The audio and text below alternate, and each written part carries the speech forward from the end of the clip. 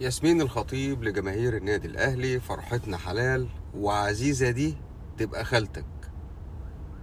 بجد أنا مش عارف فين المجلس الأعلى لتنظيم الإعلام من ياسمين الخطيب واللي زي ياسمين الخطيب.